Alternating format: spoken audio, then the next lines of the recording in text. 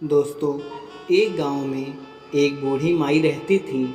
माई का आगे पीछे कोई नहीं था, इसलिए बूढ़ी माई बेचारी अकेली ही रहती थी। एक दिन उस गांव में एक साधु आया। बूढ़ी माई ने साधु का बहुत ही प्रेम पूर्वक आदर सत्कार किया। जब साधु जाने लगा तो बूढ़ी माई ने कहा, महात्मा जी, आप तो ईश्वर के परम भक्त हैं। कृपया करके मुझे ऐसा आशीर्वाद दीजिए जिससे मेरा अकेलापन दूर हो जाए। अकेले रह रहकर अब ऊब चुकी हूँ। साधु ने मुस्कुराते हुए अपनी झोली में से बाल गोपाल की एक मूर्त निकाली और बुढ़िया को देते हुए कहा, माई, ये लो, आपका बालक है। इसका अपने बच्चे की तरह प्रेम पूर्वक लालन पालन करती रहना। बुढ़िया माई बड़े लाड़ प्यार से ठाकुर जी का लालन पालन करने लगी। एक दिन गांव के कुछ शरारती बच्चों ने देखा कि माई मूर्ति को अपने बच्चे की तरह लाड़ कर रही हैं। नटखट बच्चों को माई से हंसी मजाक करने की सूझी।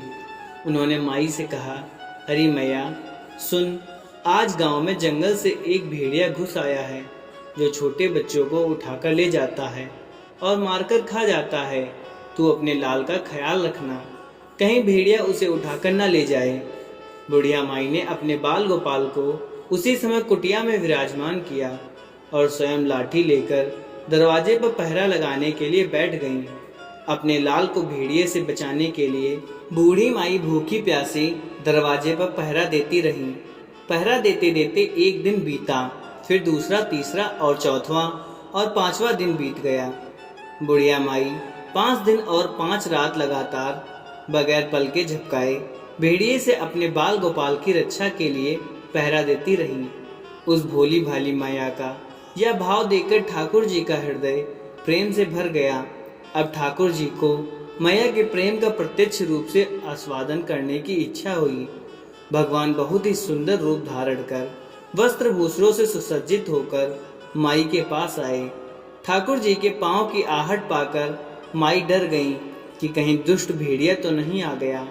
मेरे लाल को उठाने के लिए माई ने लाठी उठाई और भेड़िए को भगाने के लिए उठ खड़ी हुई।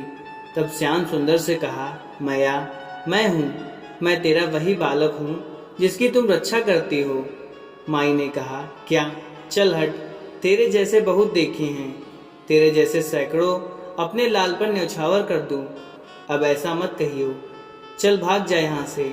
ठाकुर जी मैया के इस भाव और एक निष्ठा को देखकर बहुत ज्यादा प्रसन्न हो गए।